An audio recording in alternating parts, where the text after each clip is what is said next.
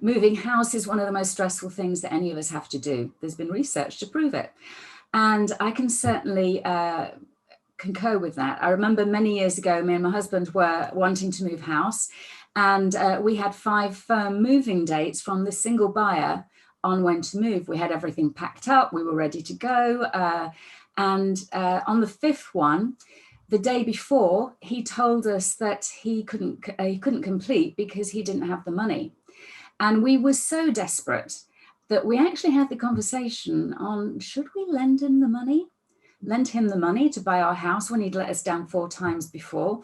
That's how desperate we were and how stressful it was. We did eventually move, and we had to sue him for all of the money that it cost us to have all of those stop and starts. So I know from personal experience how difficult it is. And today I'm going to talk to expert Liz Hunt, who is a buying and letting specialist. She also does property management. One of her points of being, I suppose, is to make life a lot easier for you when you're thinking about moving house. But before we do that, I'm going to ask Liz what it is that stresses her out on a day-to-day basis.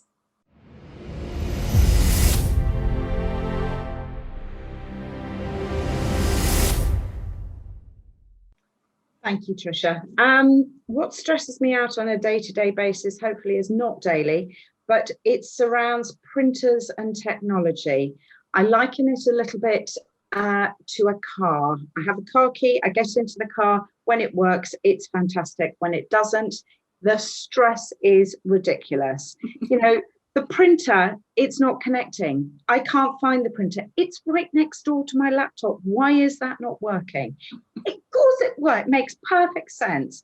But those are the things that sometimes I just have to step away, shout a lot, walk back in again, restart, and sometimes it works. But, you know, it's a challenge, technology. It really is, isn't it? It really is, isn't it? So step away from the printer, step away from the printer. Yeah, and you find that it often happens when you've got least time. Always. Yeah, it's funny, Always, isn't it? it's then coupled with it's run out of paper, or it's mid-print and it's run out of ink, and it's just Swearing can be very therapeutic. I think it can be, and luckily enough, I've got space around me that I can shout in privacy. Okay, so let's talk about the subject in hand. So I gave you a very true anecdote of when we moved many years ago. Well, I don't know what the hell we did wrong, but it was awful. All I can say is I'm very pleased that you didn't lend him the money. But believe you me, I can quite understand why you even started to have that conversation, because you were so intent on moving. And I think that's the thing, when you find a property that you want to move to, your heart is already there. You're invested in what you want to buy. So you found your dream property, and that's the easy bit. Although it might have taken time to find it, you then have to go through the rigmarole of selling your own property, which is your home. And quite often it's a big move and upheaval with children and work and surrounding all of that. And you've got to work with estate agents and solicitors, and you've got to do a certain amount of pushing, but you also need to trust the people that you have employed who are going to do the right job for you. And I was talking to my bank manager, who had a very similar story to you, Tricia. She went with an online agent, and she wished that she hadn't, because she was 7 months pregnant, already invested in the house that she was going to set up as a family home, and wished that she had paid the agent to work for her. And I think that's a very valuable lesson. You know, the ramifications of moving are hugely stressful, and sometimes they're not always around the nicest parts of life. There could be all sorts of other things associated, divorce, debt, a need to move, a death. It is, as you say, one of the most stressful things. And so don't underestimate that you need a professional on your side who's going to get that transaction done for you. And you need somebody who is going to communicate You don't want to deal with somebody who's not visible, and you want to deal with somebody who's transparent in their dealings, so that you know and you can manage your expectations, because not knowing is the worst thing, and you then have no idea how you can manage your resilience to deal with this. And I think if you know it's going to be stressful from the start, if you've got the professions in place, it should assist and help and make the process as painless as possible. Yeah, because even if it goes smoothly, it's stressful, isn't it? Oh, it still takes time. It takes more time than you anticipate, and you've got to. It's not a 5-week operation. At the moment, on average, it's taking between 6 or 7 months. And at the moment, you're probably seeing there is a stamp duty deadline, which for us at the moment is all sales must be completed by the 31st of March 2021. And so that added pressure of a deadline really, really adds to the stress. So, you know, trying to get everybody, and with the fact that we are in a lockdown scenario at the moment, everybody is working remotely. So they don't have immediate things to their fingertips. And that's not just the solicitors who are trying to operate, it's the people who are carrying out the searches, it's the surveyors, it's the mortgage companies. Everybody is working remotely at the moment. And what is it? So 7 months is so long, but I agree it takes forever. But why does it take so long? I think it takes a long time because the easy bit is to see the property and make the offer. That's then the real work starts. And the real work starts because you might already have your mortgage in place, but you have to go through the due process. So you will have a survey of some description. You might just have a home buyer's survey. You might, if you're buying an older or period property, you might want a full survey carried out. And so that's got to be done. The reports have got to come back. There may be things that are brought to light as part of that survey that you need further investigation, whether it's electrics or plumbing or roofing. You want to make sure that you're buying your investment, which is probably the single most expensive thing that you're going to be doing, is the right investment that you're making. And so you want to make sure that you're buying the right property, or at least you're going into it with your eyes wide open about works that need to be carried out. You then have to, or the solicitors have to do their due diligence searches, make sure the local authority searches come back. And then it just simply takes time to transact.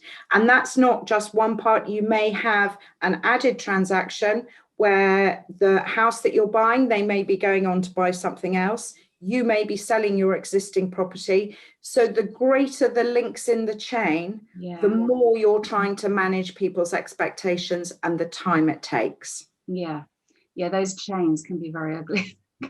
Yes, they can. And very unpredictable as well. Yeah. Totally. So with your friend, the 7 months pregnant and moving. Oh my goodness. Yes. What was it about? What was it that happened that made her think, I wish I'd paid someone to do it for me? I think it was the fact that she wished that she could have a good night's sleep and not worry about that she had left it in somebody's hands and she knew and trusted to carry out the transaction.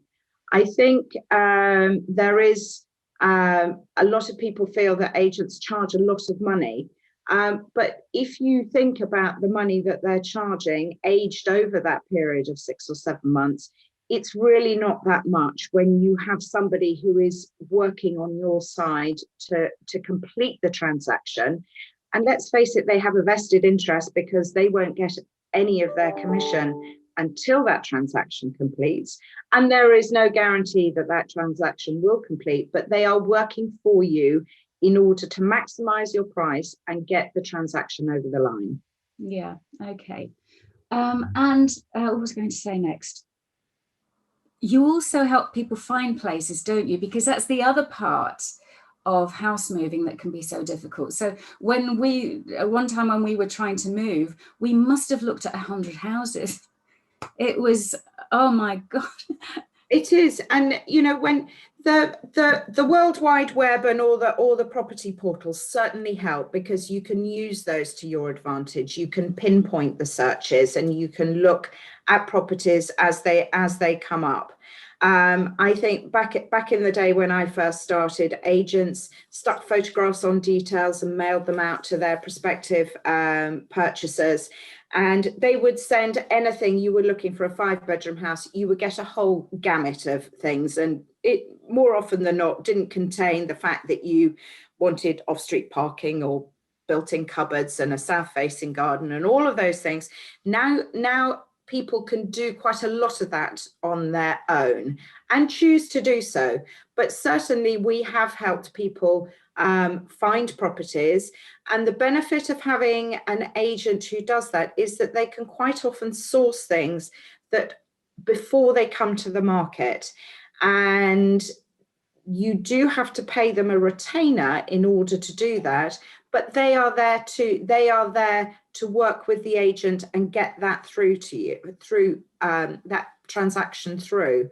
And very often the fact that you're seeing something before it comes to the market, you're taking out a lot of the other circumstantial stuff. So it is worth it, especially when you are time poor, and a lot of people are nowadays when they're trying to juggle families, working, you know, all of those things. One less thing to have to do. And yes, we have successfully done that for people. Yeah, brilliant. Any final tips?